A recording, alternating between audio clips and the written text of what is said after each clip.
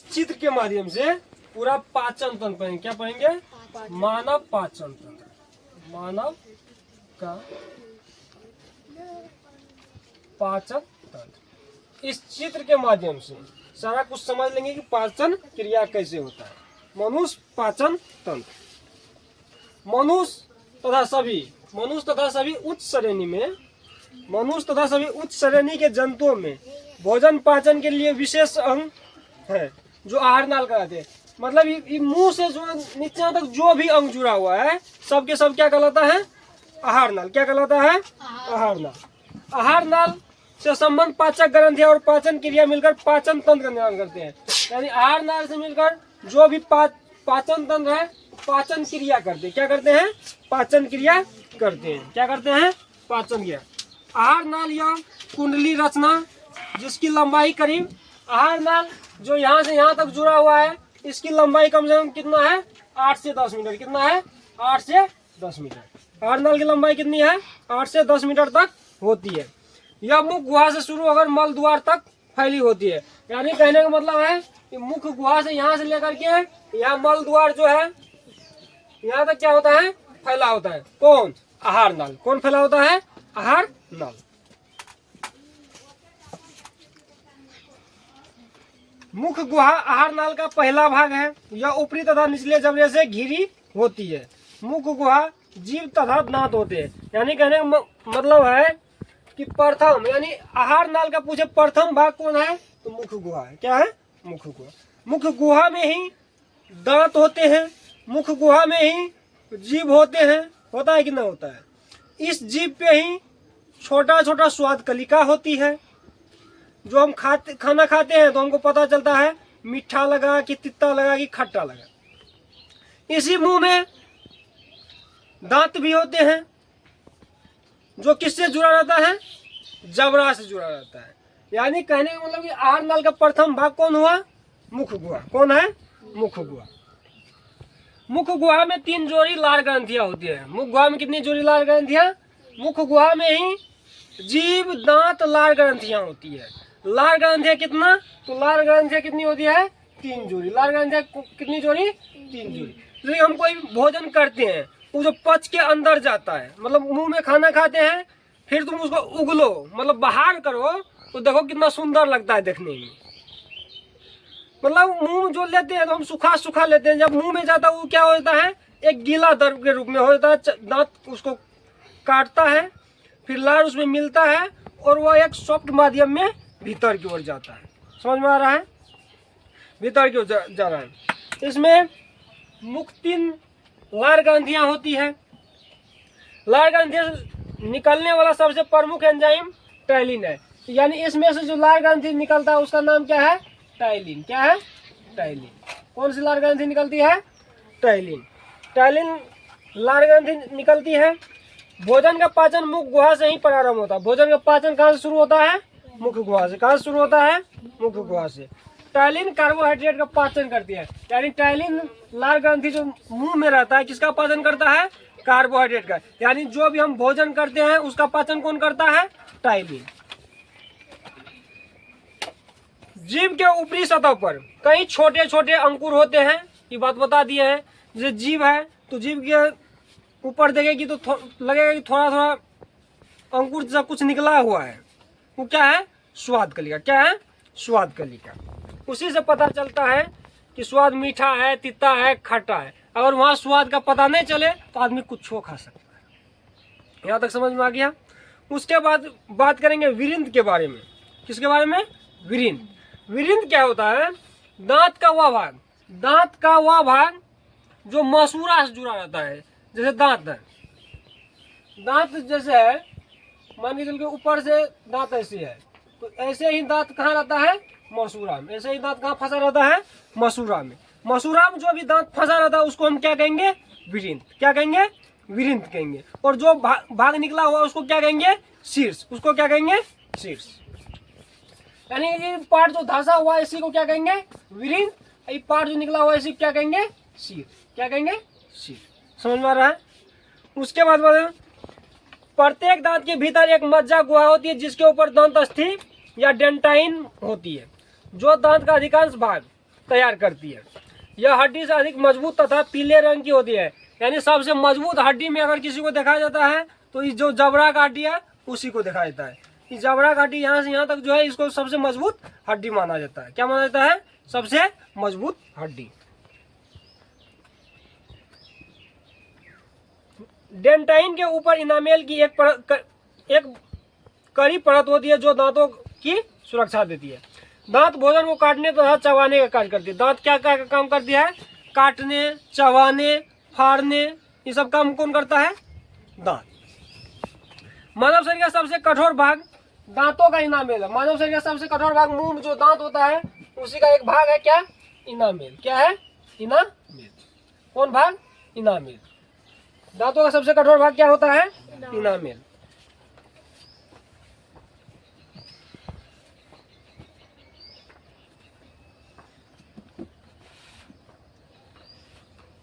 यह वयस्क व्यक्ति के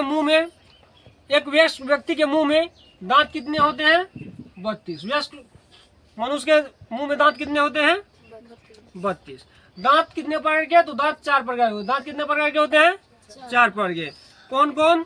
तो एक कृंतक या इंसाइजर बोला जाता है, यानी कृंतक हिंदी में और इंग्लिश में इंसाइजर। फिर भेदक या केनाइन बोला जाता है। अग्र चवर्णक या प्रीमोलर बोला जाता है। चवर्णक या मोलर बोला जाता है। यानी नोट में तो सब लिखा हुआ है, समझा दे, अपना याद कर लो। तो दांत कितने प्रकार के? 4 प्रकार के। चारों के नाम बता दिए हैं। फिर दांतों में अम्लीयता बढ़ जाने के कारण दांतों का खराब हो जाना दंत अस्थि कहलाता है। दंत अस्थि क्षय कहलाता है। क्या कहलाता है? दंत अस्थि क्षय कहलाता है। अब बात करेंगे ग्रसनी। तो मुख गुहा का पिछला भाग ग्रसनी कहलाता है। इसमें 2 छिद्र होते हैं, यानी मुख गुहा का पिछला भाग, यानी मुख गुहा तो यहाँ है, इसका पिछला भाग जो ये है इसी को क्या कहेंगे? ग्रसनी। इसी को क्या कहेंगे? ग्रसनी। यानी मुख गुहा का पिछला वाला भाग जो है यहाँ से यहाँ तक, इसको क्या कहेंगे? ग्रसनी। ये जो है ग्रसनी का पिछला भाग ग्रसनी कहलाता है। इसमें 2 छिद्र होते हैं। एक तो निगल द्वार जो आहार नाल के अगले भाग ग्रसनी को खोलता है, यानी एक निगल द्वार होता है जो आहार नाल यानी ग्रास नली या ग्रसनी को खोलता है। उसके बाद इसमें एक जो होता है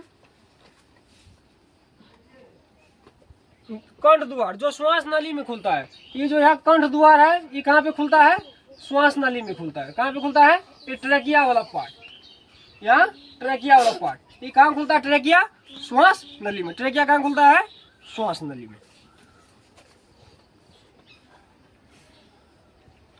कंठ एवं निगल द्वार के बीच एक पट्टी जैसी रचना होती है जो पिग्लोटिस कहलाता है। पट्टी जैसी रचना जो उसको क्या कहेंगे? पिग्लोटिस। क्या कहेंगे? पिग्लोटिस कहलाता है। मनुष्य जब भोजन करता है तब पट्टी कंठ द्वार को ढक लेती है जिससे भोजन श्वास नली में नहीं जा पाता है। कहने का मतलब है कि कंठ में जो ग्रास नली है उसमें 2 द्वार होते हैं। एक तो सांस से जुड़ा रहता है और दूसरा आहार नाल से जुड़ा रहता है।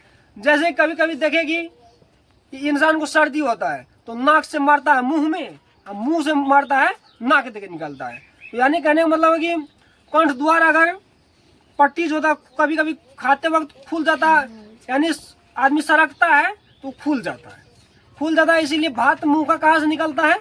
नाक से। फिर देखेंगे कभी लोग कस के जब मारता है तो नाक का जो भी बदबू रहता है मुंह से निकलता है, वो भी पट्टी खुल जाता है उसी समय। इसी के कारण ऐसा होता है। उसके बाद जो है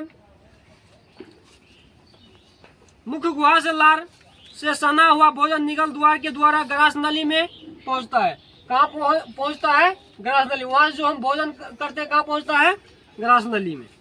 ग्रास नली से होता हुआ भोजन अमाशय तक पहुंचता है। ग्रास नली से भोजन निकल के कहाँ पहुंचता है? अमाशय में। कहाँ पहुंच जाता है? अमाशय में पहुंचता है। ग्रास नली में भोजन का पाचन नहीं होता। ग्रास नली में भोजन का क्या होता है? पाचन नहीं होता। एक सिर्फ आने का माध्यम है। ग्रास नली एक सिर्फ क्या है? भोजन के आने का माध्यम है, उसमें पाचन नहीं होता है। बात करेंगे अमाशय का। किसका बात करेंगे? अमाशय का। ये जो ऐसे चोरी पट्टी बना हुआ इसी का बात करेंगे। क्या है? अमाशय। एक चौड़ी थैली रचना, एक ऐसी रचना है, एक चौड़ा सा, देखो यहाँ से यहाँ चौड़ा सा है। अमाशय को ही पेट बोला जाता है। क्या बोला जाता है?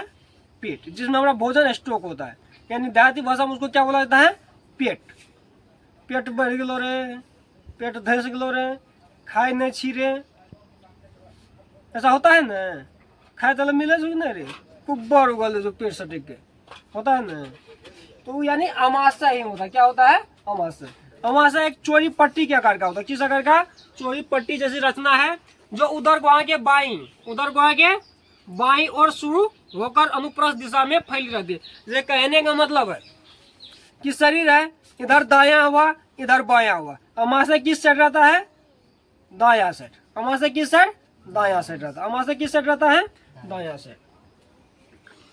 अमाशय का अग्र भाग जो होता है, यानी आगे वाला भाग जो है, उसको कार्डिक तथा पिछला भाग पाइलोरिक भाग कहलाता है। क्या कहलाता है? पिछला भाग पाइलोरिक भाग, यानी अग्र भाग यानी आगे का जो भाग है कार्डियक कहलाता है, और पीछे का भाग जो है पाइलोरिक कहलाता है। यानी अमाशय का आगे का भाग कार्डियक कहलाता है। जैसे ये आगे का भाग है, ये क्या कहलाएगा? कार्डियक। क्या कहलाएगा?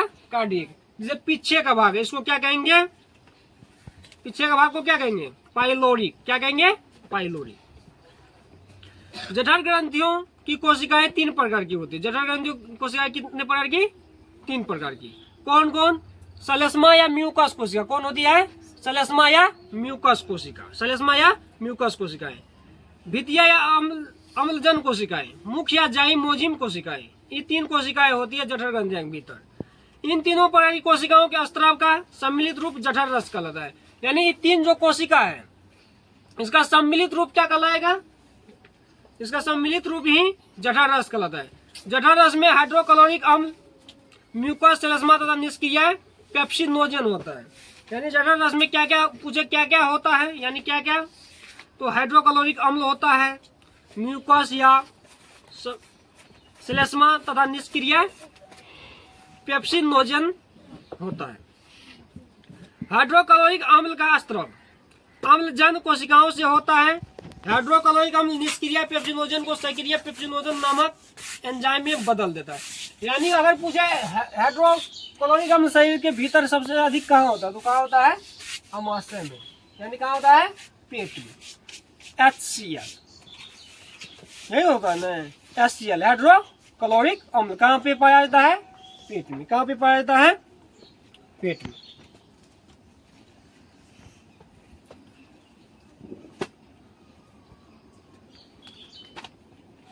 हाइड्रोक्लोरिक अम्ल जीवाणुनाशक की तरह भी काम है। यानी पेट में हाइड्रोक्लोरिक अम्ल किस काम का करते हैं?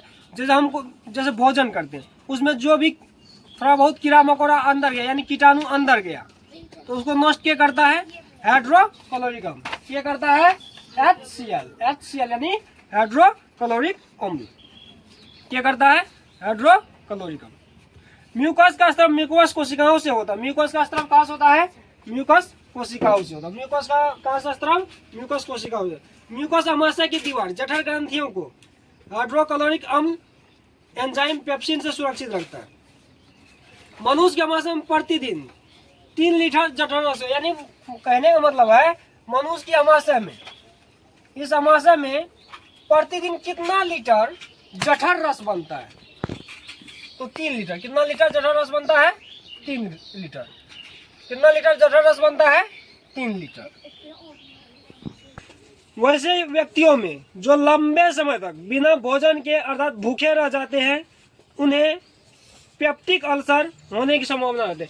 यानी कहने का मतलब है जो व्यक्ति अधिक समय तक उपवास में रहता है, उसको कौन सा बीमारी होने का खतरा है? Peptic ulcer. कौन सा? पेप्टिक अल्सर होने की खतरा होती है। अमाशय में प्रोटीन के अतिरिक्त भोजन के, यानी अमाशय में प्रोटीन के अतिरिक्त भोजन के वसा का भी पाचन प्रारंभ होता है। वसा का आंशिक पाचन एंजाइम गैस्ट्रिक लाइपेज के द्वारा होता है। गैस्ट्रिक लाइपेज वसा अम्ल तथा ग्लिसरॉल में बदलता है। अमाशय में अब भोजन का स्वरूप गाढ़े लेई की तरह हो जाते हैं। किस रूप में हो जाते हैं? गाढ़े लेई की तरह हो जाते हैं। कायम अमाशय के पाइलोरिक छिद्र के द्वारा छोटी आंत में खुलता है। यानी कहाँ खुल जाता है, छोटी आदमी। पाइलोरी के द्वारा कहाँ खुल जाता है, छोटी आदमी। अब बात किसका करेंगे, छोटी आंत का। किसका बात करेंगे, छोटी आंत का।